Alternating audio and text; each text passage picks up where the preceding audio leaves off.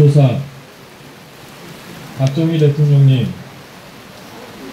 따님이신 박근혜 대통령께서 옥고를 치르고 계시고 또 많은 젊은이들이 당신을 독재자로 오해하고 매도하는 이 시절에 대통령님의 추도사를 준비하게 되어 오히려 더욱 감사한 마음입니다. 대통령님을 폄하하는 잘못된 교육과 정책으로 인해 이 땅의 후배들이 대한민국의 위대한 지도자를 잊어가고 있는 현실에 안타까움을 금할 수 없습니다. 오늘은 당신을 독재자로 오해하고 있는 이 땅의 많은 젊은이들이 왜곡된 분노의 시각을 걷어내고 당신을 올곧게 바라보고 존경할 수 있게 되기를 바라는 마음으로 이 자리에 섰습니다. 대통령님께서 우리에게 남겨주신 가장 큰 유산은 자기 책임과 자조정신입니다. 하늘은 스스로 돕는 자를 돕는다. 우리도 노력하면 잘 살 수 있다. 하면 된다는 신념과 확신입니다. 새마을운동은 세계적으로 성공한 경제성장 모델이 되었습니다. 대한민국이 굶주림을 없애고 이렇게 잘 살게 된 것은 대통령님의 해안과 지도력 때문이고, 이에 감사하는 것이 대다수 소박한 시민들의 진심 어린 고백입니다.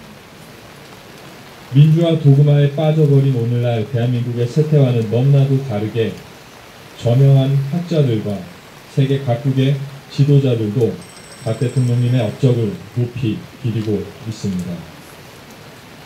현재 경영학의 아버지 피터 드러커는 박정희 정권 하에 이룩한 대한민국의 경제 발전이야말로 2차 대전 후 인류가 이룩한 가장 놀라운 기적이라고 했습니다. 세계 최고의 미래학자 엘빈 토플러는 민주화는 산업화가 끝나야 가능한 것이고 자유는 그 나라의 수준에 맞게 제한되어야 하기 때문에 박정희 대통령을 독재자로 매도하는 것은 말이 되지 않는다고 언급했습니다.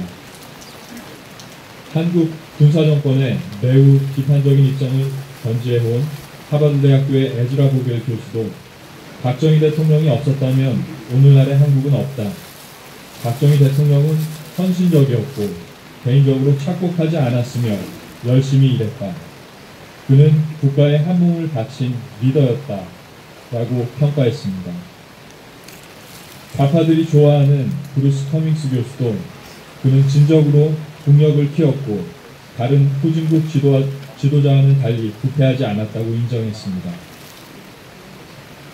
미국 대통령 아이젠하워는 박정희 대통령이 있었기에 한국은 공산권의 마지노선을 지켜낼 수 있었다고 지적했고, 영국 수상 제임스 켈러한도 남한을 공산 통일하려는 소련의 계획이 박정희 대통령 때문에 좌절되었다고 회고했습니다.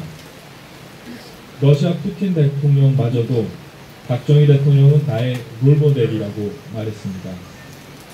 싱가포르의 리쿠안유 총리는 많은 지도자들과 달리 박정희 대통령은 여론에 신경을 쓰기보다는 자신의 정력을 오로지 일하는 데만 집중하고 평가는 역사에 맡겼다. 만약 박 대통령이 눈앞의 현실에만 집착했다면 오늘의 대한민국은 존재하지 않았을 것이라며 대통령님을 높이 평가했습니다. 등소평, 원자바오 같은 중국의 지도자들도 박정희 대통령의 경제개발 정책이 중국의 모델임을 숨기지 않았습니다. 김정일마저도 새마을운동을 높이 평가하며 대통령님의 묘소에 참배하고 싶다는 의사를 표시했습니다. 우리에게 이렇게 위대한 지도자가 계셨다는 사실에 다시 한번 감사하지 않을 수 없습니다. 대통령님을 비난하는 사람들이 유신 독재라 일컫는 70년대 전후는 공산주의 광풍이 세계를 집어삼키며 수많은 생명을 앗아간 때입니다. 중국에서는 66년에서 76년 사이 모택동의 문화대혁명으로 수백만 또는 수천만이 희생되었습니다. 캄보디아에서는 75년에서 79년 사이 크메르즈 폴포트가 모택동주의에 입각해 국가 개조를 실행하며 300만에 달하는 생명을 희생했습니다.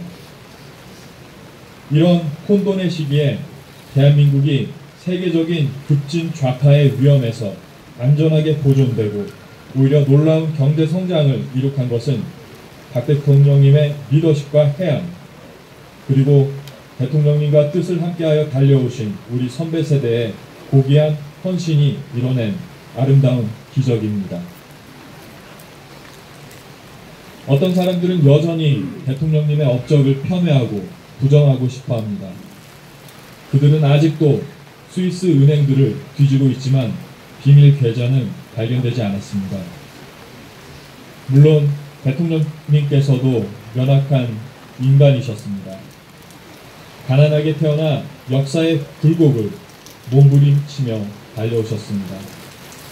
하지만 대다수 국민들이 지금까지도 대통령님을 여전히 그리워하는 것은 인생의 모든 굴곡과 경험들을 패배주의에 빠진 대한민국을 건져내고 잘 사는 대한민국을 만들기 위해 온전히 투신하셨기 때문입니다.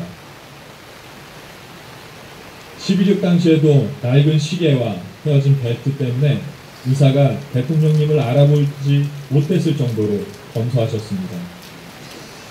화장실 변기에 벽돌 한 장 넣어두셨던 모습과 청와대에서도 에어컨 대신 부채로 생활하셨다는 증언들에 우리는 숙연하지 않을 수 없습니다. 대통령님의 소원대로 대한민국은 잘 사는 나라가 되었습니다. 한강의 기적을 바탕으로 남한의 국력은 북한의 40대가 되었다고 합니다.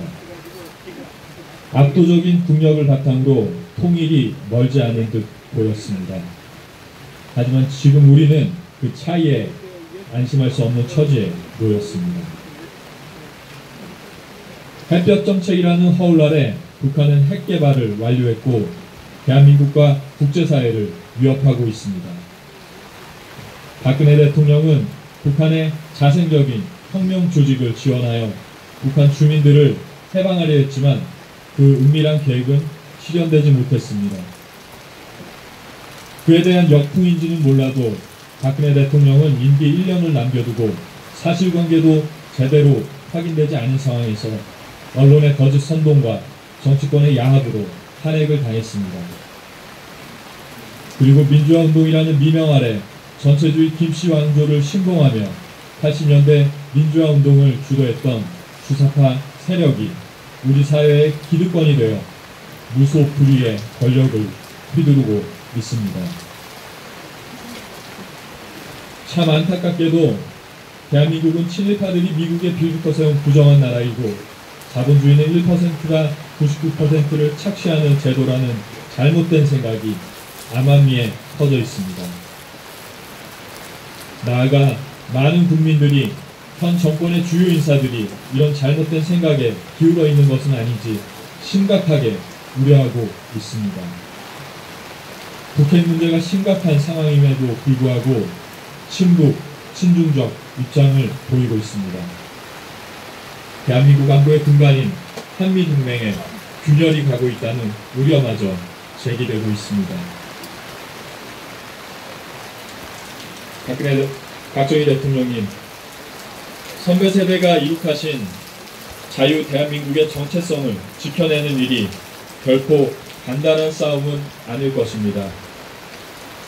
하지만 하늘은 스스로 돕는 자를 도우실 것입니다. 대통령님께서 우리에게 보여주신 사심없는 높은 이상과 신념 그리고 확신은 우리에게 이정표가 될 것입니다. 박근혜 대통령께서도 지금 가혹한 고난을 갖고 계시지만 유연한 아버님의 모습을 본받아 대범하게 극복하고 그간의 오명을 모두 씻고 역사 속의 대인으로 기억되실 것입니다. 우리 민족을 미혹하는 거짓과 분노의 역사가 이제 종결되기를 간절히 바랍니다. 그리고 대통령께서 보여주신 사심없는 열정과 창조적 자유의지를 본받아 대한민국이 세계사를 주도하는 주역으로서 새 시대를 열어가게 되기를 기대합니다. 세계 속에 우뚝 서게 될 자유통일 대한민국을 소망합니다. 박정희 대통령님과 유경수 여사님을 다시 한번 마음속 깊이 그리며 추도사를 마칩니다. 서울대